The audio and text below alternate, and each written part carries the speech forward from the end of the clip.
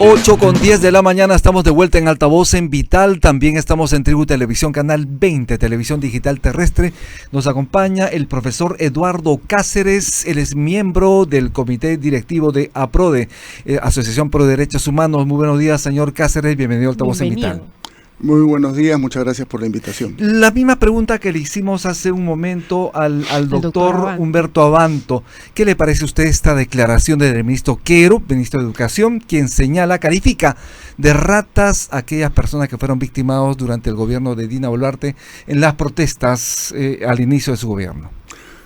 Horribles, inaceptables, despreciables en realidad, ¿no? Creo que una persona que se expresa así de otras personas, con ciudadanos que han perdido la vida en eventos que, por más discutibles que sean como eventos, claro, han sido claramente violaciones de derechos humanos, es difícil encontrar un calificativo que se ajuste a lo que por merecería. Menos una autoridad ya habría dado un paso al costado. Efectivamente, ¿no? Tenemos muchos ejemplos en el Perú de que por declaraciones desafortunadas, por gestiones mal hechas, etcétera, han salido ministros del gobierno. En este caso, además, no es la primera vez que este señor incurre en este tipo de declaraciones, de comentarios, ¿no? Lo vimos cuando sucedió el caso de la violación de las niñas y adolescentes indígenas, que él en la práctica la justificó aduciendo unas supuestas prácticas culturales, ¿no? Entonces creo que sus declaraciones recientes pues son, como digo, inaceptables, absolutamente condenables. Y el hecho de que permanezca ahí revela pues el nivel de arbitrariedad que nos está gobernando, el nivel de improvisación, y quién sabe qué compromisos por lo bajo existan entre quienes siguen formando parte de ese gabinete, que hace que ya no interese para nada la opinión pública o los efectos no solo nacionales, sino incluso internacionales que pueden tener declaraciones como esta. ¿Cree usted que el Congreso va a blindar al ministro de Educación, Morgan Quero? Bueno, por los antecedentes pareciera que sí, ¿no es cierto? ¿No? Ha brindado al ministro del Interior, que es un absoluto fracaso, que incluso anunció cuando declaró el estado de emergencia que si en 60 días no cambiaban las cosas, él iba a dar un paso al costado, y estamos caminando al tercer mes de esa declaración. Brindó también al ministro del MIDIS, que es el que es el responsable político, y no solo político, según parece, ¿no? De este atentado contra la salud, que significaron los alimentos que se han distribuido en el MIDIS. No me extrañaría que este mismo Congreso blinde también a este cuando su ministro. Rol, uno de los roles fundamentales, principales del Congreso es fiscalizar, ¿no? Por supuesto. No se puede permitir, debería ser censurado a los personajes que se señala y, bueno, pues en realidad deberían renunciar, la presidencia debería renunciarlos, como se dice, no sería la medida correcta en realidad. Claro, ¿no? De hecho se ha rumoreado varias veces en los últimos meses cambios que no han prosperado. Me parece a mí porque no han encontrado gente de cierto peso que quiera asumir estas responsabilidades en un momento en el cual este gobierno pues es probablemente el gobierno más impopular del planeta, ¿no? El Ministerio Público ha denunciado al ministro de Educación, Morgan Quero, y estas denuncias se basan en el presunto delito de discriminación por parte del ministro. Sí. ¿Realmente hay una discriminación aquí o no saben cómo tipificar? ¿O está tratando de encuadrar, digamos, estas desafortunadas, este exabrupto que ha tenido el ministro de Educación? No, yo creo que sí cae dentro de lo que podría ser calificado como discriminación, ¿no? Porque es una expresión que se refiere explícitamente a un grupo de personas que pertenecen a determinado sector de la sociedad peruana, que en grupo, colectivamente, reciben un calificativo deshumanizador, ¿no es cierto?, ratas, y que obviamente entonces implica pues una discriminación, no solamente un insulto a una u otra persona, sino implica una declaración que afecta a una colectividad más amplia. El doctor Abanto nos mencionaba que se refería a estas personas que han estado realizando actos vandálicos, que han querido tomar un aeropuerto, que han quemado instituciones, han afectado al orden público y también al patrimonio nacional. Y esto se podría justificar con ello. ¿Cómo deberíamos expresarnos de estos delincuentes? Bueno, en primer lugar se trataba de actos de protesta social motivados por la gravísima crisis política que ha vivido y vive el Perú. E incluso si hubiesen incluido y si han incluido algunos hechos que significaron violación de algunas normas, todo eso está claramente tipificado en las leyes, que el Estado tiene derecho a utilizar la fuerza represiva dentro de determinados límites. El uso proporcional de la fuerza es uno de los principios básicos del orden interno. Y la protesta también debería ser pacífica, porque no hay ninguna protesta que sea delictiva, que sea avalada además por ahí hay una discusión incluso en las normas internacionales, ¿no? Porque para protestar hay que llamar la atención. ¿No es destruyendo el patrimonio nacional? No, por supuesto, destruyendo el patrimonio no, pero bloqueando carreteras, tomando puentes, es algo que se discute, ¿no es cierto? Si en determinadas situaciones y condiciones no puede ser parte de una protesta legítima. Lo que no tiene discusión en ningún lugar del planeta que comparta el orden internacional vigente, es el hecho de que las protestas, sea cual sea la forma que asuman, no pueden ser respondidas con armas de guerra. Y estas personas fueron asesinadas con armas de guerra. ¿Y si estas personas también poseían armas? No hay ninguna prueba de que ninguna de las protestas, las personas que han protestado, tuviesen en sus manos, a su disposición, armas letales. No hay ninguna prueba, incluso textualmente está dicho en uno de los informes internacionales que se elaboró en aquel momento, si no me equivoco, el del Alto Comisionado de Naciones Unidas, ¿no? Entonces, en ese sentido, es absolutamente fuera de lugar el tipo de respuesta que se dio, que es un uso desproporcionado de la fuerza, según toda la tipificación de la legislación. ¿Y por la línea de mando le corresponde culpabilidad a la presidenta Dina Boluarte? Efectivamente, porque la presidenta estaba al tanto de las protestas y de la respuesta a las protestas. No olvidemos que los 50 muertos se reparten a lo largo de 2 meses. 2 meses. Comienzan en diciembre justamente. Si no me equivoco, los primeros suceden en Andahuaylas. Después los eventos se trasladan, se generalizan en el caso de Ayacucho. Y finalmente tenemos la peor de las masacres en Juliaca, ¿no? Entonces, es inaceptable la idea que la presidenta no estaba al tanto y que por lo tanto no conocía y en el mejor de los casos, con su silencio y con su inacción, avalaba la ocurrencia de estos hechos. Señor Cáceres, y también entonces, bajo su hipótesis o bajo su apreciación, ¿también sería culpable Sagasti por las muertes del paro agrario? Habría que verificar en el caso de Sagasti si estaba al tanto, porque lo que acá tenemos claro es que por la prolongación en el tiempo de los eventos, ¿no? Era obvio que las más altas autoridades, incluyendo el gabinete y la presidenta, estuvieron al tanto del curso de los acontecimientos y de la forma como se respondió a ellos.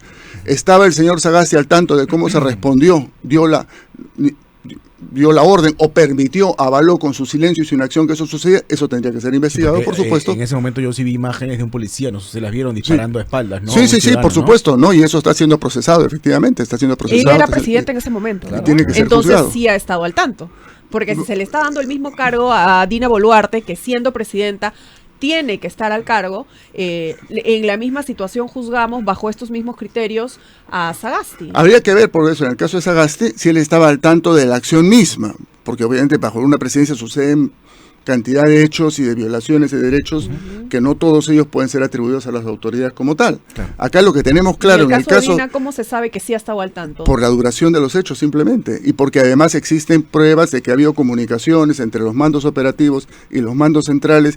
Hay pruebas de que esto se ha discutido en el gabinete, en el Consejo de Ministros, ¿no? Y por lo tanto es obvio de que la información sobre lo que ya estaba sucediendo y lo que continuó sucediendo estaba en manos del presidente del Consejo de Ministros y la presidenta de la República. ¿Y usted qué opina lo dicho por la presidenta Dina Boluarte respecto a al procedimiento quirúrgico que tuvo una rinoplastia? ¿Usted le cree efectivamente que lo dicho por la mandataria al respecto? En principio yo le creo poco o nada a la señora, ¿no es cierto? Yo tampoco tengo cómo probar de que si fue una operación quirúrgica médica o fue una operación tipo estético. Todos los indicios apuntan a lo segundo, ¿no es cierto? Porque sabemos incluso quién es el cirujano que actuó. Ese señor no es un experto pues en ojos, nariz y ¿no? en términos médicos, sino es un experto en medicina estética más bien. Entonces creo que hay buenas... Otorrino. No es un otorrino, efectivamente, ¿no? Entonces hay buenas razones para sospechar de que es una mentira, ¿no es cierto? Una mentira más. Ciertamente no es la principal y más grave mentira que ha cometido esta señora, ni el principal motivo por el cual a mí me parece que es altamente cuestionable su permanencia en la presidencia de la República. Pero es una raya más al tigre, como se dice en el lenguaje Pero cotidiano. por este caso en específico, ¿usted cree que debe ser vacada? Yo creo que tiene que ser marcada por muchas razones y no principalmente por esta. Probablemente esta se suma, en términos procedimentales sí, pues constituye, según parece, una violación de la Constitución, en el sentido de haberse ausentado del cargo sin haber comunicado al Congreso, pero no es la principal violación que ha cometido a la Constitución y a los derechos humanos. Entonces creo que razones hay.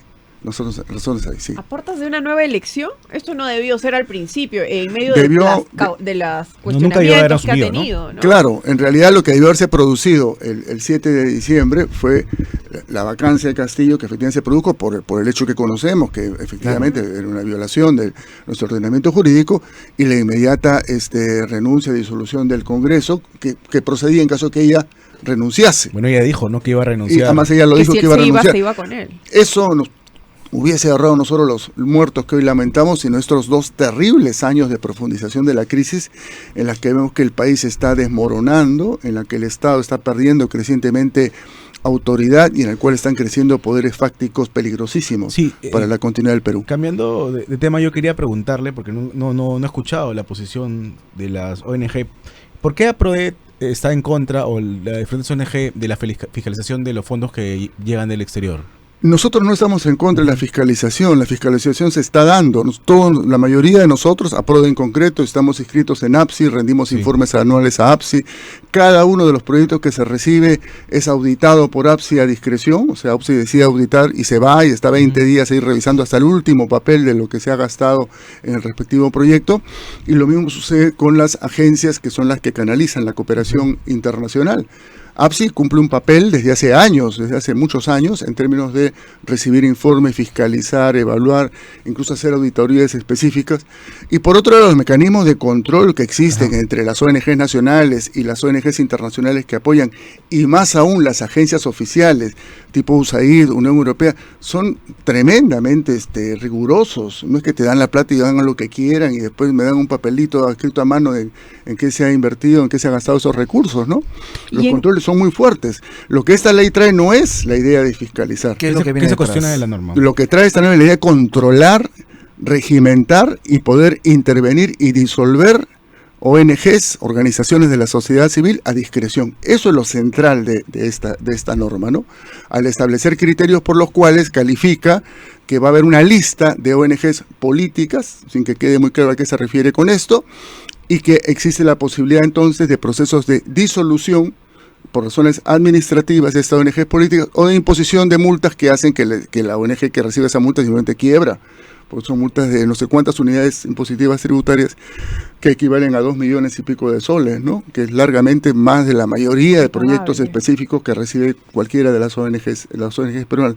Es la idea de intervenir, controlar y fiscalizar, e impedir de que las ONG como organizaciones de la sociedad civil viabilicen la participación de las y los ciudadanos en el debate público de los asuntos públicos en los que nos conciernen a todas y todos.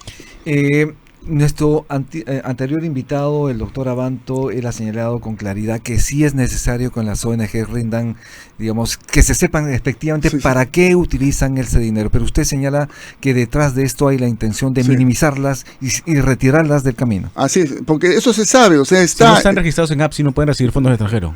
Pueden recibir fondos, pero no tienen una serie de controles, porque hay un tema que ya lo zanjó el Tribunal Constitucional en el 2007, cuando era presidido además por el doctor Javier Alborlandiri, que es poco sospechoso de pertenecer a ninguna izquierda, a caviar o lo que sea, ¿no es cierto?, que dijo que cuando en ese momento se intentó una cosa similar, incluso menos drástica que esta, eso violaba principios constitucionales, porque los ciudadanos tenemos derecho a asociarnos y agruparnos para desarrollar causas, movimientos, reclamos, etcétera, con toda libertad, ¿no? Y el que se reciban o no se reciban fondos del exterior, ¿no?, está sujeto a los controles propios de cualquier fondo del exterior, que no procedan de fuentes ilícitas y nada por el estilo, ¿no? Y es parte del debate público en un país. Todo indica que la norma se va a aprobar y también el Ejecutivo la va a promulgar. ¿Ustedes acudirían al TC, en todo caso, o a la Corte Interamericana de Derechos Humanos? Bueno, hay recursos internos que se pueden hacer. Y ahí yo quisiera anotar un detalle interesante, ¿no?, que no sé si ustedes han percibido. Durante toda la semana pasada, Y hasta el día martes hubo una campaña muy intensa con titulares en diversos medios presionando incluso al Congreso, a la Presidenta de la Comisión de Relaciones Internacionales, para que se apruebe la norma, que se rechace la injerencia exterior, etcétera, ¿no? Eso fue muy fuerte, ¿recuerdan ustedes? Sí. Eso desapareció ayer y anteayer. ¿Qué ha pasado? Que en estos días el señor Adrián Sen está en Europa negociando el ingreso del Perú a la OCDE, a la organización. Claro. La OCDE. Y ciertamente una de las preguntas que le han hecho es qué pasa con la democracia en el Perú y qué pasa con estos intentos de controlar las organizaciones de sociedad civil. Entonces, estos que afirman tanta soberanía nacional en algunos temas, ¿no es cierto?, en otros son totalmente dóciles a las presiones o recomendaciones de la comunidad internacional, porque saben lo que está en juego con esto, ¿no es cierto? Entonces, lo que ha pasado es eso, en un contexto de discusión, que no es una discusión definitiva, porque es muy difícil el proceso de ingreso del Perú a la OCDE. No, va a ser complicadísimo. ¿No? Por muchas razones, entre otras por el tema de la democracia y los derechos fundamentales. Lo concreto es que se señala, se denuncia que, entre comillas, hubo injerencia de Estados Unidos, de Canadá y otros países más por este intento de aprobación de esta norma en el Congreso. ¿Efectivamente eso es injerencia? No es injerencia, no es ¿Qué injerencia. cosa es? Es parte de las políticas internacionales, parte de las relaciones internacionales en un mundo globalizado. Así como nosotros expresamos preocupación por la democracia en Venezuela, por ejemplo, y los gobiernos se pronuncian, incluso se formó un grupo, ¿no es cierto?, porque fue el Grupo de Lima, promovido por el gobierno peruano. Uno puede estar a favor o en contra del contenido, pero es una iniciativa que es parte de la política internacional hoy, ¿no? A los países nos interesa lo que pasa en nuestros vecinos, ¿no?, y en nuestros aliados, en nuestros socios comerciales, porque eso va a influenciar en nuestra situación. Y en ese sentido, entonces, si vivimos en un mundo globalizado, económicamente globalizado, tenemos que aceptar también que vivimos en un mundo políticamente globalizado. Hay acuerdos internacionales, hay convenciones, hay tratados, hay foros internacionales, y en ese sentido, estos temas son parte de la preocupación de la comunidad internacional. Respecto a este enunciado que hizo la presidenta Boluarte, usted siendo miembro del comité directivo de APRODE, insertar al Perú la pena de muerte. Y tendríamos que salirnos de estos tratados, del Pacto San José de Costa Rica, de la Corte Interamericana de Derechos Humanos. ¿Qué opina al respecto? No, que es un despropósito, en realidad es una cortina de humo. Creo que todo el mundo se ha dado cuenta que no es casualidad que esto aparezca frente a un hecho horrible, lamentable, condenable, ¿no?, del asesinato de esta adolescente en Villa María del Triunfo. Aprovechar eso para lanzar un tema que se sabe que genera pues sensibilidad, ¿no es cierto? Cortina de humo, mueve las vísceras legítimamente, además, ¿no es cierto? Y provoca determinadas reacciones, justo en el momento en el cual ella está siendo asediada y prácticamente cercada por la cantidad de cuestionamientos que hay a su gestión y a su conducta personal incluso, ¿no? ¿Usted cree en la pena de muerte para los violadores? No creo. En general no comparto la tesis de que la pena de muerte, eso además está demostrado que por solucione los problemas, ¿no? Los países que tienen pena de muerte, el caso más Estados Unidos, los índices de criminalidad son similares antes y después de la aplicación de la pena de muerte. No soluciona, es un recurso atávico, visceral quizás, ¿no?, explicable en algunos casos como reacción de la sociedad, pero que no es una política que solucione. Según la Constitución Política del Estado, en el Perú solo se puede determinar pena de muerte, pena capital por los delitos de terrorismo y de traición a la patria en casos de guerra. Esto es así. Sí. Ayer estuvimos con un invitado, señaló que en algunos casos sí se aplicó, por ejemplo, traición, cuando en este caso un suboficial de la FAP. Así es. Vendió información. Famoso de Armendáriz, pero al final era inocente. El problema, lo paradójico es que con un sistema de justicia al que casi nadie le confía, con el que casi nadie concuerda, va a aplicar ese mismo sistema la pena de muerte, es el problema, ¿no? Por ejemplo, ese es uno de los factores que también se menciona, ¿no es cierto? La no reversibilidad de la pena, ¿no? Que es un principio, que la revisión de la pena siempre es un principio del derecho. Yo no soy abogado, pero de tanto convivir con abogados he aprendido un poco del principio del derecho penal. Entonces, en este caso estamos frente a una pena que es irreversible y no han sido pocos los casos en los cuales se ha comprobado después, el caso nuestro, el caso del monstruo de Mendaris, por ejemplo, que generó una película además, Muerte al Amanecer, una gran película de Lombardi.